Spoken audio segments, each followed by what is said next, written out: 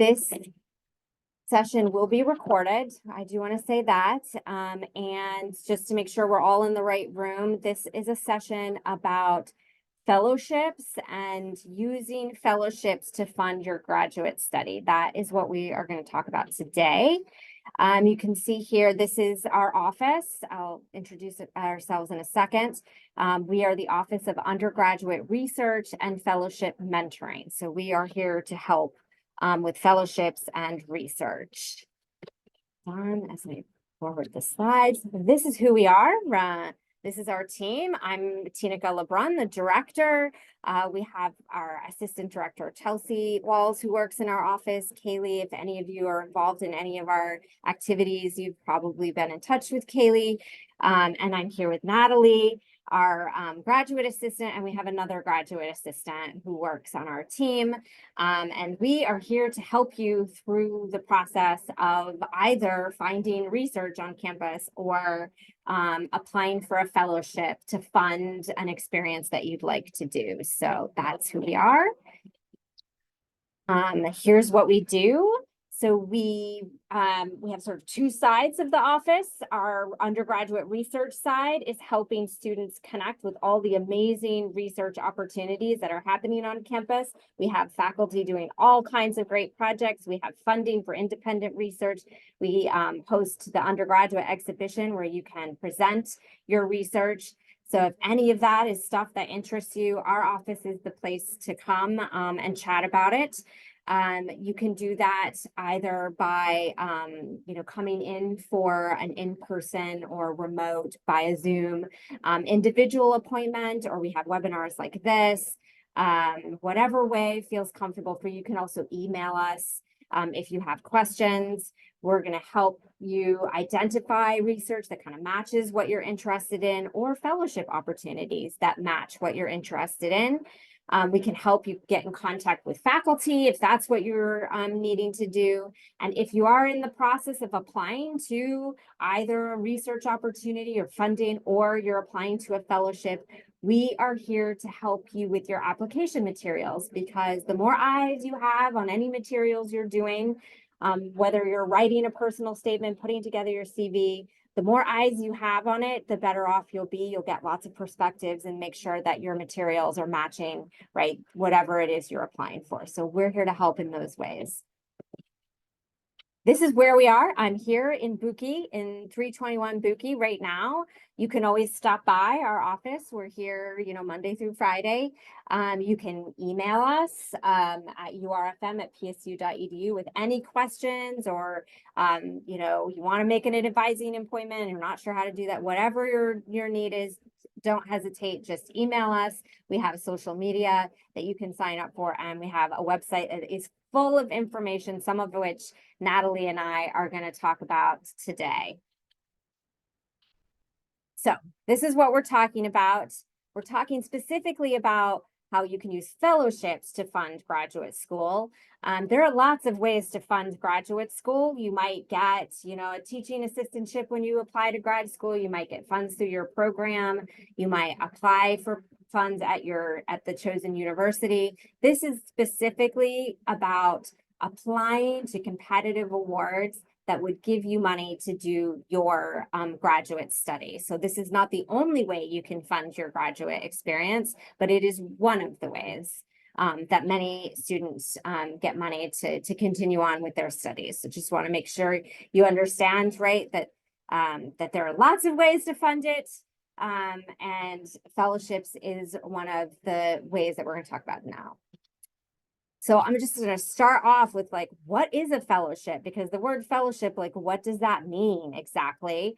And fellowship, scholarship, those two words get thrown around a lot, and it can be confusing about what is what. I think they are somewhat interchangeable in a lot of contexts. But basically, it is money that you can apply for and use to fund an experience of some kind. It could be that you're applying for funds to study abroad. It could be that you're applying for funds to do research or learn a language and do an internship, all of these things. Today, we're going to talk specifically about fellowships that are for graduate study, but there's lots of fellowships out there that, fund all kinds of experiences. So if there's something you're thinking you want to do, you want to go abroad or you want to do some research, go on our website and there's a fellowship search and you can kind of put in some criteria to see what kinds of funding opportunities there are for you. They vary. They can be used for tuition, some fellowships. They can be used for extra money. They can be used for independent research, all kinds of things. So again, use our website if this is something that interests you or you have some of these interests, and you can see kind of what's out there. Often they'll have eligibility requirements. Maybe you are applying at a specific time. There are some that you apply for your junior year maybe or your senior year. There are some that are going to fund a gap year. We're going to talk about Fulbright can fund a gap year program. They all are very different, and they are related to the organization that's funding them. The organization funding them has a reason and a mission that they want to give you money. And so you'll want to read through the fellowship information, understand what it is that they're funding, and what they're looking for in terms of applicants. So we'll go over sort of that in the context of graduate study. But most of the fellowship websites will really give you good eligibility criteria and kind of what they're looking for and why they want to fund money. For example, right now we're working on our Goldwater. That's a STEM award. It's to fund students to go into research, right? So those are students who are very interested in careers in research, very specific, and they often have that specific criteria. Okay. So why apply other than the money, right? Which of course we would all like. It is a process. Some of these awards take a bit of time to put together. You're going to need, recommendations. You might have to write a personal statement. It does take a certain amount of mental energy, right, to do this. And so aside from the money, actually, which is great, and hopefully you get the money, there are other reasons to do it. And many of our applicants for these fellowships, even when they don't get it, which can happen, they are competitive. It does take time to apply to them. Tell us that the experience itself was well worth it. And here's why. These fellowships will often require you to really think through why you're doing what you're doing. Why are you going into graduate school? Where is this leading you? What problems do you care about? What issues in the world do you want to have an impact on? What types of world's problems do you think you have solutions for, right? It really requires you to reflect on all of this and think about your pathway towards doing that. And that in itself can be a really helpful tool because it gives you direction and lets you know kind of it gives you an idea of what the next steps might be for your pathway. So all of the students I've talked to have said that experience in itself was worth it. You often will be meeting with maybe me or Natalie or someone in our office and chatting about what it is you want to do. And we'll ask questions. Well, why do you want to do that? How does that fit into your grad school plans, right? And just having to articulate that is a very helpful exercise. And will be helpful to you down the line as you apply to grad school, as you apply to jobs, as you apply to jobs in industry. So it is an extremely helpful exercise in itself. And on top of it, if you win the fellowship, you will get money to fund your experience. It'll help you connect with faculty because most of them require recommendations of some kind.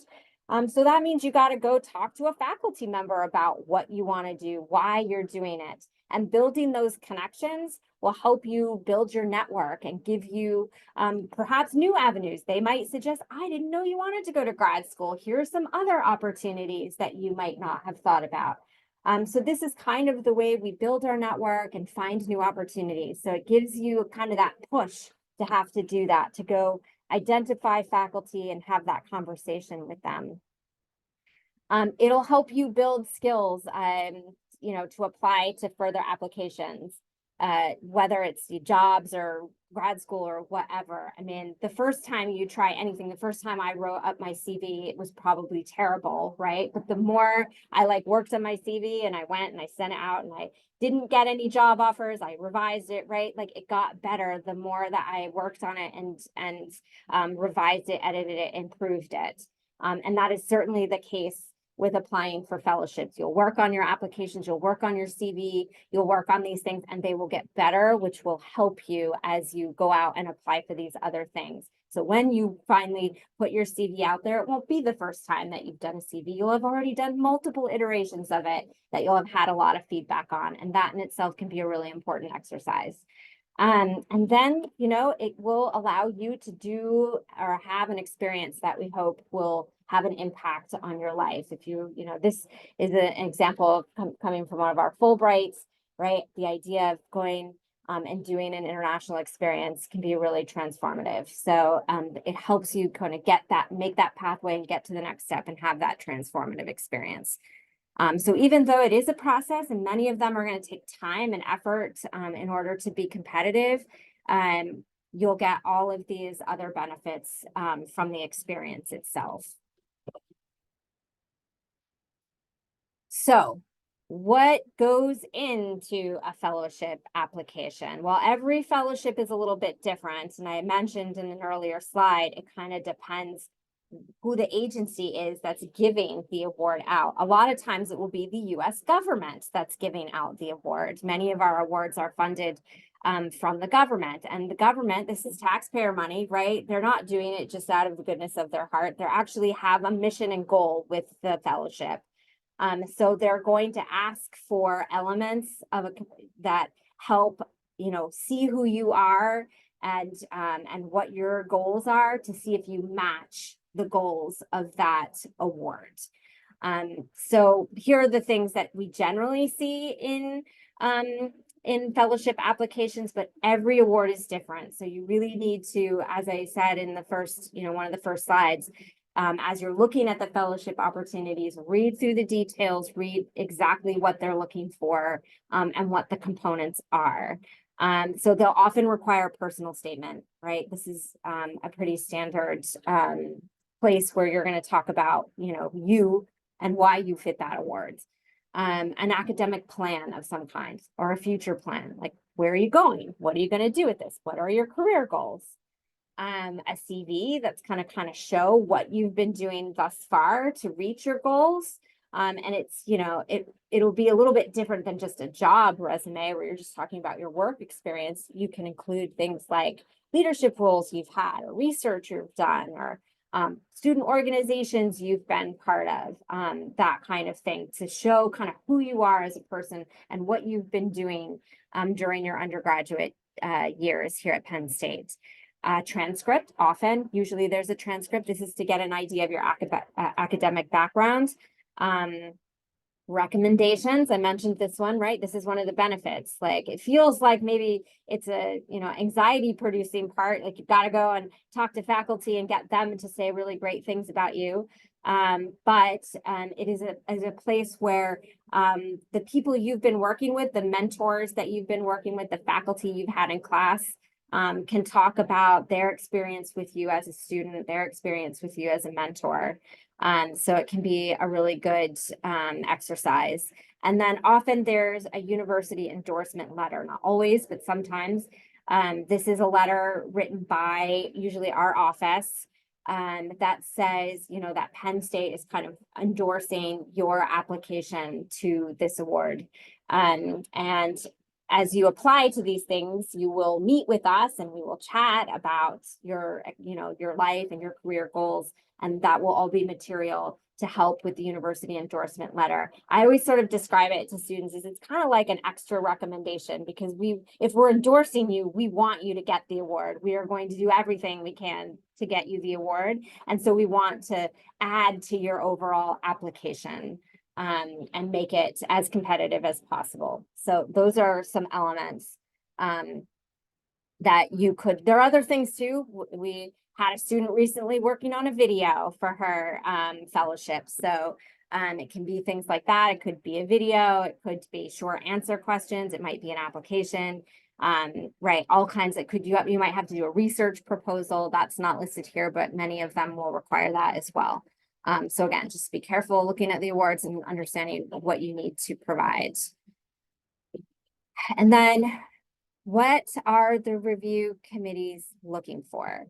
I put this here and talk about it now, sort of at the beginning of this experience, because it's important as you're looking at awards, as I mentioned, to think through what is the purpose of the award and does it match my goals? But also to think about what you're doing here on campus and the things that you've been engaged in, the clubs you've been doing, the volunteer service you've been doing, the tutoring, the student teaching, the working with your peers, working on thon, what all of those things that you've been doing are part of you and your story that you're going to tell. And so all of those things kind of together are what you're going to present forward to the review committee. And I like the way Bill Head, he's a faculty member we've been working with who did a whole primer for the NSF-GRFP, which will, if you don't know what the NSF-GRFP is, we'll talk about it in a minute. But he talks about the 4 pillars. And while he's talking about in terms of this particular award, I think it works for kind of all of the awards, actually, because they are usually looking for these things. Initiative. Are you somebody who takes advantage of opportunities? Do you have ideas and then go forth and try to implement those ideas, right?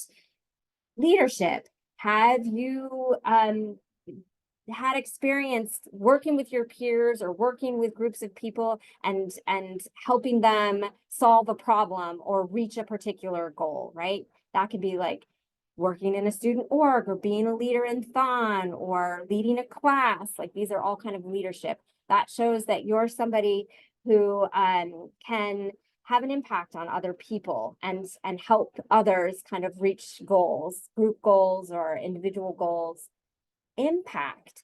Are you somebody that has, you know, a thought on what your ideas or what your engagement opportunities, is it impactful to others in some way? Will it last beyond your time? You know, if you're doing research, for example, what is the impact? What problem is it going to solve? How is that research going to be part of the scholarly conversation? How is it pushing knowledge forward, right?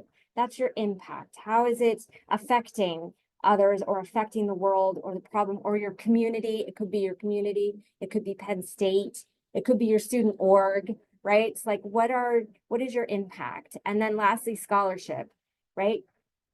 That you are somebody who, you know, tries hard to do well in class, takes classwork seriously, and cares about sort of the academic piece of your time at Penn State. So I think those 4 pillars are really an important piece of what most review committees are looking for. And so it's kind of thinking through, what have I been doing? What have I done, whether here at Penn State or at my home, in my home community, studying abroad, or right in my life? What are the things that I've been doing that kind of speak to these 4 pillars: initiative, leadership, impact, and scholarship? And then lastly, they want a comprehensive and compelling story. So they are going to ask you for all of these components: a personal statement, recommendations, you know, a CV, and it's all to kind of tell your story about who you are. And they want to see someone who's authentic. They want to see someone that's, you know, that is and interesting and unique, as each of us are, that the reasons behind what you're doing are clear, and that you're somebody they would want to invest in, right? And so they give you all these components to kind of tell that compelling story. And that can be tricky. Some of us are probably better at that idea of storytelling than others, but that's where our office can help, is sort of craft that complete application, so that all of the pieces that you're submitting for your fellowship tell the story of you in a unique way. And remember, you have these, you have recommenders who can speak to you, speak about you. You have your personal statement, you have the institutional letter if that's needed, right? All of these are there to kind of help tell that story of you and who you are and what you want to do, what impact you want to have. So what do you do now? You're like, yeah, all of this sounds good. I'm ready to reflect and I would like some money. I want to go to grad school and I definitely need money for it. And I like the idea of working with my faculty and I like the idea of writing a personal statement. What should I do next? I think reflecting on, like I said, reflecting on what you want to do, where, what are your academic goals? What are your career goals? What's the end goal? What's your 5-year plan? What's your 10-year plan? And you don't have to have it all figured out. We're not saying that to say that you need to have an exact plan. We all know that plans change, right? So you might think that you're going to work in industry and then end up in grad school or vice versa. And that's all fine. But it helps as you're thinking about your story and telling that compelling story that you have thought authentically about where you want to end up. Take stock of your engagement. What are the things you've been doing? Make a list, start like putting together your CV. It should have everything. It should have your research, your community service, what leadership opportunities have you had? What extracurricular activities? It should tell that complete picture. It's not just a transcript. If they wanted 4.0 students and that was it, all they would ask for is a transcript.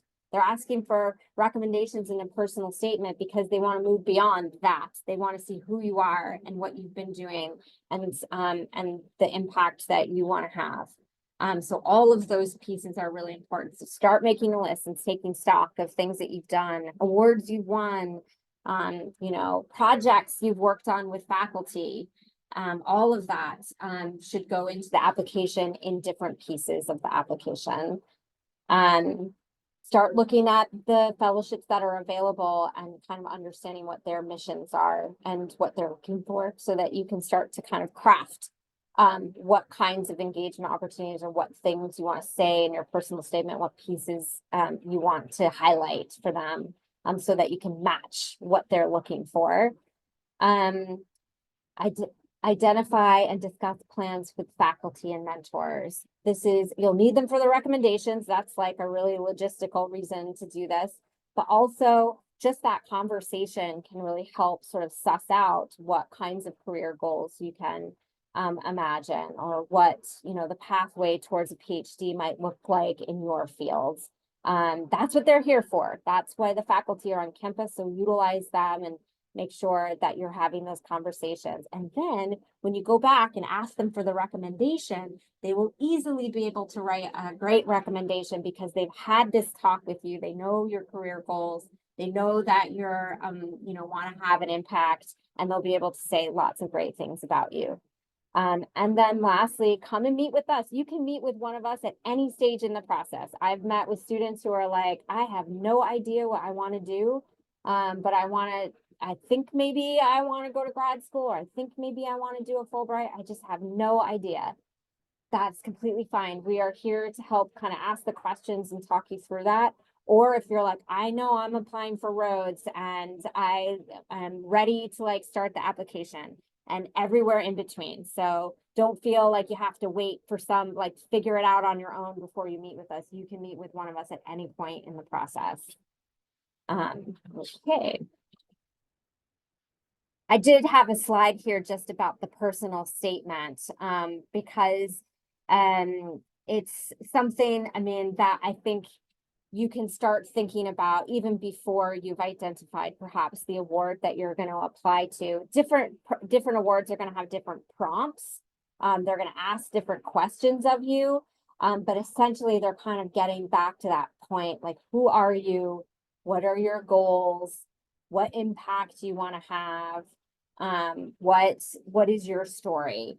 And so I think at the very beginning of the process, it's a good time to kind of think that through, maybe scratch some notes about, things you would want to say. What about you would you want a review committee to know? Having that kind of just starting point will actually help you as you're looking at the fellowships and what's available, and thinking through, does what I want to do, are the career goals that I have, do they match the criteria that the award is saying? So it's not like you have to go and write out a personal statement tomorrow. But it is kind of the crux of many of the awards. So it's something just to kind of start pondering. How would I tell my story? In what way? Take a look at the prompts for some of the major awards. A lot of them are on our website, or on the award websites. And you'll sort of see there's patterns, right, of the kinds of things that they're asking. And oftentimes students will use the same personal statement and craft it perfectly for Fulbright and then use it for something else, by just editing and moving things around, because again, it's your story. So assuming your story is matching the criteria of the award, these things can be, and used for graduate school. Actually, we had one of your peers who is applying for a Knight Hennessy, which is an award to go to Stanford, saying like, oh, I did all the personal statement, it helped me with my grad school applications. I pretty much had it all done, right? So it's a really good exercise just in general. All right. And a note about recommendations, right? Like, all right, maybe you don't know which award you're applying to or even what you want to do, but you'll want to start making connections with faculty as soon as you can. And once you do identify awards that you want to apply to, you want to let them know early so that they have time to really think through what they want to say about you. This is really, it's an important part of many of the applications, because it's a chance for someone else to speak about you and who you are. So start thinking about, who would I ask? And who knows me in different ways, right? You'll want, the whole application should be a complete picture of you. You don't want 3 recommenders that will say, oh, she's a great student, she's a straight A student. Well, first of all, your transcript will already say that. So do you need to say that? And second, right, like you want different recommenders who might speak to different aspects of you. So start thinking about, who are those people? Maybe there's a research mentor that you've worked with that would know you differently from a faculty member that knows you well, or an internship supervisor. Different awards are going to ask for different things. Some of them will be very specific, like you must have this, that, right, with 3 faculty, and they must all be from Penn State. Some might be like that. Others might be more open and say, no, it could be a supervisor, it could be somebody who knows you in a different way. So it's good to start thinking about, who are the people in my life who know me in different ways that could speak to different aspects of who I am. Going back to that idea of a complete portrait of yourself that sort of matches your personal statement. You don't want applications that are just repetitive throughout the application. I always tell the students I meet with, like, imagine these people are reading 30 to 40 of these awards, maybe more even in some cases, right? That's a lot of applications to read through. And if your application is super repetitive, it's just not going to stand out. So that's why the recommenders can be really important. They can speak to another aspect of you that maybe you don't have a chance to mention in your personal statements. Yeah, and again, to go back to the slide before, start having those conversations with faculty now so that they can speak more than just like, having seen you in class, because that's good. That's good that you were in class and that you did well. And that's something they can put in there, but they'll need to speak a little bit more deeply. And the only way they can do that is if you've had a conversation with them and know them a little bit more outside of just like sitting in class and participating in class. So that's recommendations. So that's kind of the overview, right, of what fellowships are, what kinds of components, and what kinds of things you should be thinking about. And I'm now going to hand it over to Natalie, who's going to go through some of the very specific awards that are available for graduate study. And I guess I can forward the slide, Natalie, as you need. Yeah, that works. So real quick, since we're about at the halfway point of this hour, can you drop in the chat your major and your year? So are we actively applying to graduate school? Are we thinking about graduate school? Just real quick so we know who we got. Okay, we have a senior mechanical engineering major. Thanks, Sarah.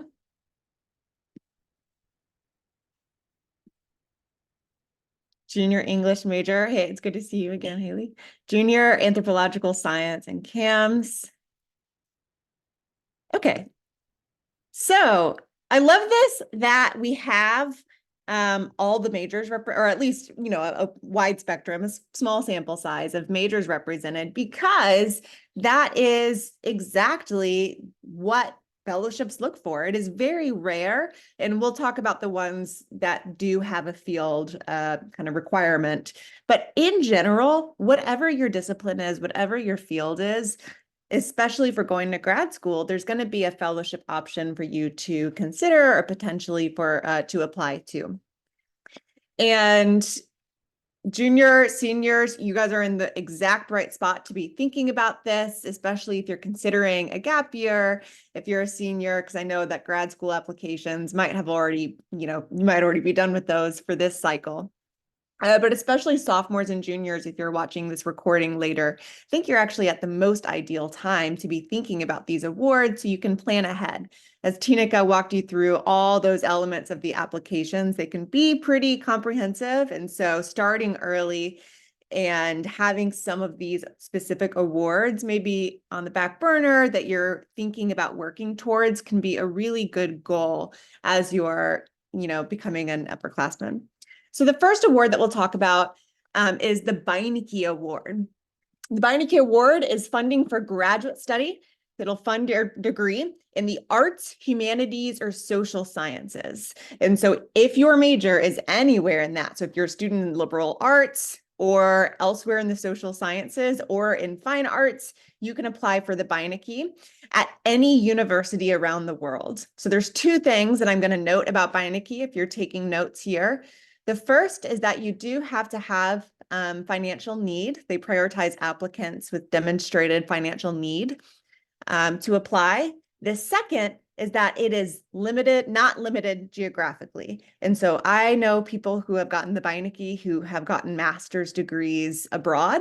I know people who have attended grad school in the US with the Beinecke.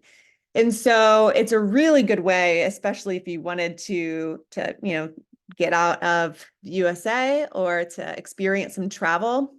The Beinecke is that award. You'd apply during your senior year. Junior year. You're going to apply during that junior year. The next award is the Knight Hennessy, and this is funding for graduate or professional study at Stanford University. It only applies to Stanford. The rest of them you can pretty much take anywhere, but this one is for Stanford only. What's neat about the Knight Hennessy, if you're taking notes here, is that it'll also fund professional study. So that's things like maybe pharmacy school, a MBA, a law degree, or some types of medical degrees. Those are seen as professional study, and some fellowships won't count those because they're seen as professional, maybe not academic or research-based, but the Knight Hennessy will. And so if that is you or describes your field, you can think about the Knight Hennessy. The next is the NSF-GRFP. So this is funding for up to 3 years of graduate study. Again, the whole degree for master's or most of a doctoral program at any university in the US, but only in select STEM fields. If you're interested in the NSF-GRFP, you apply while you're applying to graduate school. You can also apply during your first couple years of your graduate program. And it is, so like I mentioned, it'll fund the whole degree in STEM. It's also something that our office really likes to help students with. In fact, over the summer, we historically held a boot camp where we'll work with like the Eberly College of Sciences or, schools of engineering, and we'll work together to kind of have a week-by-week workshop to do this application so that by the end of the summer, you've already had other people looking at your application. You already have your materials drafted. You already know who you're going to contact for recommendations because this is, a huge award. It's potentially funding your entire graduate degree. So you don't have to worry about teaching or doing paid research that's not your own research during grad school. You can really focus on your own work. And so using that summer in between your junior and your senior year to work on these applications is in general a good idea. And especially for the NSF-GRFP, keep an eye out on our office, social media, or our newsletter to see when we're running programs about these awards. Next award that we'll highlight is the Soros Fellowship for New Americans. This is funding for graduate or professional study at any university in the US for immigrants and children of immigrants. And so I love this award when I talk to students because, as Tina mentioned, the funding agency might have requirements.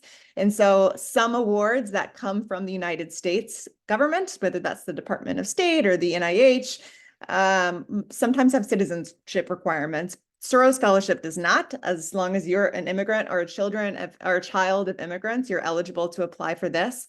And it will fund your entire graduate or professional study. And the last award that I want to highlight is the Truman, which can be funding similarly for a master's, PhD, or professional study. So that does include things like law school at any university in the US, as long as your field is related to public service and you commit to working in public service after you finish graduate school. Public service is defined really broadly. We've worked with students who want to go into education and be a classroom teacher and define that as public service. We've worked with students who want to work in agricultural NGOs, to work in food security and climate justice, and they define that as public service. And so whatever you want to do, if there is a public service element and a leadership element, that's what the Truman is looking for. And I'm going to pause here because as Tina mentioned, and as you might already know, these are really competitive. And there are some where your academic history, your background in research or independent projects, they're looking for like a 3.7 or above GPA. And that's true for some of these awards, like the Knight Hennessy is incredibly academically competitive. But awards like the Beinecke, the Soros, and the Truman aren't necessarily only looking for GPA. They're looking for the qualities that you bring as a candidate and how your kind of characteristics, your character, your values, your work experience, those things that you bring to the table, they're looking for you to help forward their mission. And so for the Truman Foundation, they want people to go into public service. They're not looking for people with a 4.0 GPA. They're looking for people who've interned and volunteered, who care about the community. And so if that sounds like you, or it sounds like you'd like it to be you, then, go ahead and just mark that down and think about applying. The Truman, I will also note, you apply during your junior year. So not your senior year, your junior year. And it does require university nomination. So we'll have an internal search process for that. Again, if you're just following our social media or newsletter, you're all good. You will know when it's Truman time. So those are all mainly in the United States, except for the Beinecke, you can go anywhere. But perfect. We also have options for international graduate study. So if you want to seek a master's or a PhD abroad, we have fellowships for those too. So these ones on this page are exclusively for seeking degrees abroad, and we're going to go through them each by each so you understand the differences, can maybe mark if any of them are particularly interesting to you. The first is Fulbright. This is definitely the biggest. Maybe the NSF is equally big. I don't know, but one of the biggest fellowships that we work with. Well, we'll have dozens of students apply. The U.S. Fulbright Student Program is a Department of State program that is intended to promote mutual understanding between countries by sending students abroad to study, so seek a degree, do independent research, or teach English abroad. It is present in 140 different countries, and so most of them offer a study option, and you would need to find the graduate program abroad that you would like to attend. Find one that's related to your field. You have a compelling reason why you'd like to study in that country versus in the United States, and then write a proposal about why you'd like to seek your graduate degree there, and Fulbright will fund that. Typically, that's only for 1, maybe 2 years. And so this is best served for a 1-year master's degree abroad, or maybe a gap year during dissertation research. The next one that we'll talk about is the Gates Cambridge. The Gates Cambridge Award can fund up to 3 years of master's or PhD study exclusively at Cambridge in the United Kingdom. And so this is not one you can take elsewhere. It has to be in Cambridge. And it is one of the more academically competitive ones, but it's also one that can be achievable, that there's no reason. This year I'll brag on our office and I'll brag on Tunica. We had 2 finalists for the Rhodes Scholarship for at least the first time in Penn State history that I'm aware of. And this is kind of an equal level of award. And so definitely want to see more applicants from Penn State going after a lot of the awards on this page in particular. But that's for the Gates Cambridge. Next award is the Marshall. Similarly, 1 to 3 years of master's or PhD study, except for it's open anywhere in the United Kingdom. So the United Kingdom, including Northern Ireland, Scotland, Wales, England, any university there, you would be eligible for this. They're looking for students who care about promoting US-UK relations, who want to be leaders in their field academically or in industry, as long as they have a vision for how they want to change the world. And so along with the Mitchell and the Rhodes, these 3 awards, we have an internal search process too. We all call them the UK awards because they're only for schools in the United Kingdom and Ireland. And so this is a process that you can start applying for maybe spring of your junior year, but again, over that summer. And the kind of internal deadline for it would be the beginning of your fall semester, your senior year, if you're kind of applying. However, you can also apply as an alumna or an alumni for a lot of these awards, including the Marshall, Mitchell, and the Rhodes. So that's the Marshall. The Mitchell is funding for only 1 year of master's study in the Republic of Ireland or Northern Ireland. So same thing as the Marshall, you have a pretty wide range of universities you could apply to. So your job before applying is to do some research and to look through the graduate programs that exist abroad in your field. And if you can make a compelling case why you need to go to that program, why it would be the best place for you to continue your studies, continue your research, and that's a really strong first step to applying for an award like the Mitchell. And the third one in our UK awards trifecta is the Rhodes Scholarship, which is the one you all have probably already heard of, which is funding for up to 3 years, commonly 1 or 2, of master's or PhD study at Oxford in the United Kingdom. So only at Oxford, just like the Gates Cambridge, only at Cambridge, Rhodes, only at Oxford. Again, it is a really kind of competitive award academically, but it is an award that is attainable. It is absolutely an award that is attainable. They're looking for well-rounded students, all 3 of these. Again, not just students with a perfect 4.0, but students who have a compelling story, who've done something interesting with their 4 years at college, who maybe were leaders in a student club or organization, who really affected their community and can tell that in a personal statement, can explain kind of who they are and what makes them interesting in just that 1 page, and go to Oxford and get a graduate degree from Oxford because of it. The Rhodes, Marshall, and Mitchell, and the Gates Cambridge as well, especially if you want to go into career in academia, these are kind of like golden tickets. You get one of these, you're not going to have a problem getting into graduate school anywhere. You're not going to have a problem getting your first job interviews. And so if that does describe you, I really would highly encourage you to meet with the office about these awards. Last one on this page for funding international graduate study is the Schwartzman Award. And we did just get a Schwartzman Scholar this year from Penn State. And this is funding for 1 year of a specific degree. You will get a master's study in global affairs. And I am embarrassed that I'm not going to be able to pronounce this. And I know people who have attended this university, and I've been to China, and that's on me. But at one of the top Chinese universities. So you would receive a master's study in global affairs. If you have an interest in China or in Asian affairs, global politics. This is definitely an award that you can consider as well. So there are also a lot.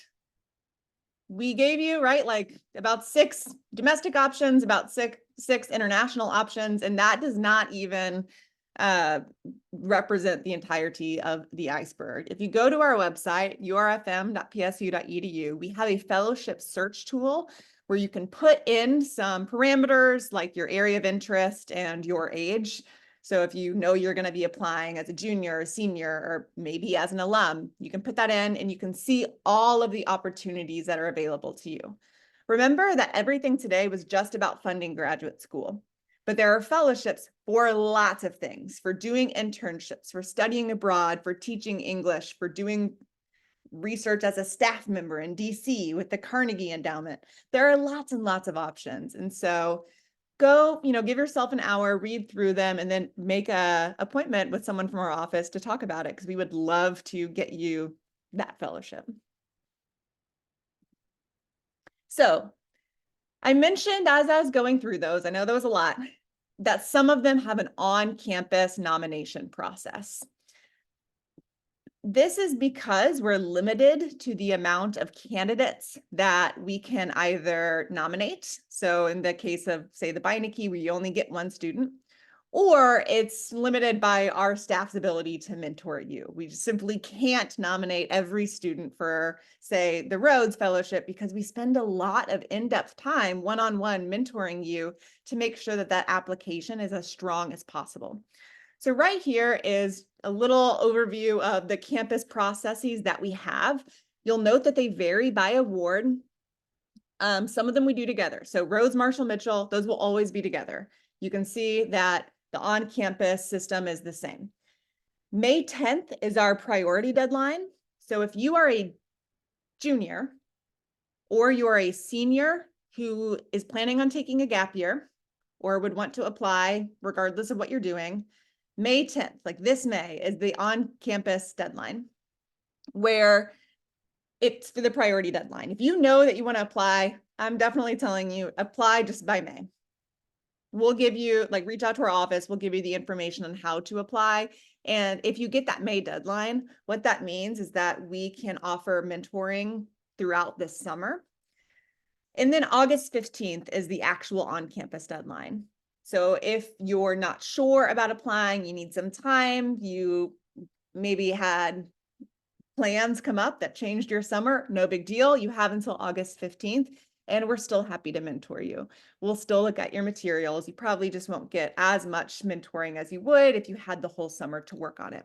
And then on August 15th, after that, there will be a campus interview where we have a committee of faculty members at Penn State who have experience with these awards, and they'll be selecting the nominees.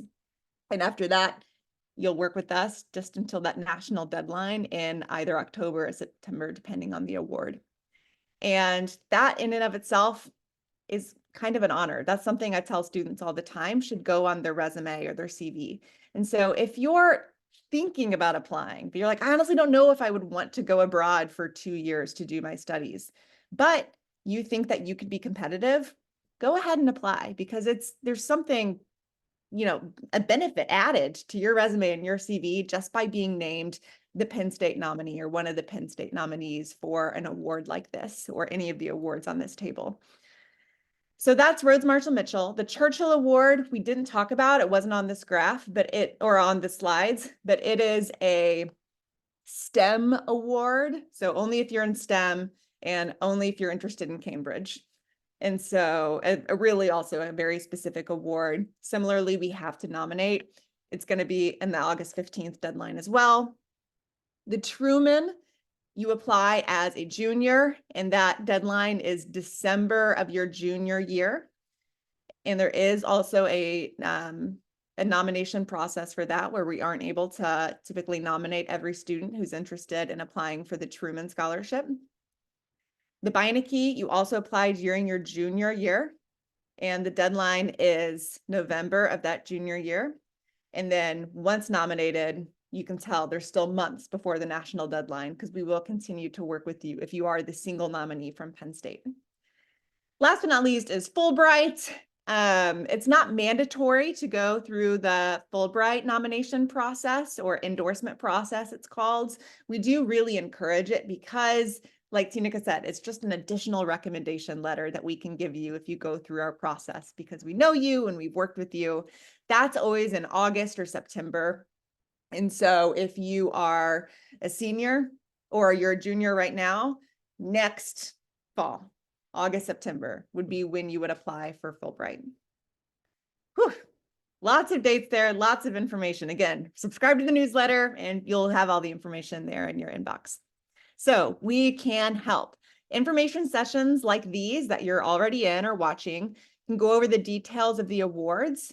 If you keep an eye on our events calendar, we'll often have workshops dedicated to this specific award. And we have that information later on in this slide deck for you. We offer workshops to help with writing and other skills. We will edit your application materials and offer feedback. And I mentioned this, we'll, offer mentorship. I really enjoy getting to know students and working with them kind of throughout their college career, meeting with them as they're maybe a first or second year. They don't know what they want to do, but we can encourage you to apply for opportunities that sound like they're up your alley. And if you get them, congratulations, you got a free opportunity to do something really cool. And we also offer, individual advising appointments to answer any of those questions that you have, even if you're not sure what you want to apply for. In addition to our office, here are some other resources on campus that you should look out to if you're thinking about fellowships for graduate school. Obviously, start with your own faculty mentors, people that you're close with, your professors. Drop by office hours. They love it. No one ever does it. Talk to your academic advisor. If you have questions about, when your timeline of your degree is going to finish, or what kind of graduate school you would be the best fit for. Career services can really help as well, thinking about internships, thinking about the difference between grad school or going straight into industry and a job. The Writing Center through Penn State Learning is another great place if you'd like feedback on written materials. And then I mentioned we run our boot camps over the summer. We have one for Fulbright and one for the NSF-GRFP. Those big awards, we work with a ton of students, but we're also, pretty successful. We've been named a top producer of Fulbright students for several years now in a row, and have always, multiple NSF-GRFP recipients. So these boot camps really do help get you in good shape for those deadlines. So upcoming sessions, like I mentioned, we'll have information sessions. Gosh, is the 31st just next week? That's crazy to me. The Rhodes, Marshall, and Gates, Cambridge. So that's grad study in the United Kingdom. We have a specific information event on those next week, 4 to 5 p.m. We'll have a workshop or an information session on the Mitchell Scholarship, February 7th. That's the one in Ireland. One on Churchill. That's that STEM fellowship at Cambridge. And then we'll have 2 info sessions and a student panel of GRFP recipients in March. And then in April, Fulbright season is starting. It'll be all hands on deck from our office on Fulbright. And we'll have resources for Fulbright applicants beginning in April when the 25-26 cycle launches. So if you're not already connected with us, this is our website. You can get that little cell phone out, scan that QR code, sign up for our newsletter, and then make an appointment through Starfish or just emailing the office. Come to more events, watch these videos, and however we can best help you, just let us know. Send us an email and we will make it work. Thank you. Thank you, Natalie. Thank you for all who came or those who are watching. I don't know if anyone who's here has any questions. We can kind of hang around for a few minutes if you have particular questions. We're here to answer them, or you can hop off and make an appointment with us through Starfish.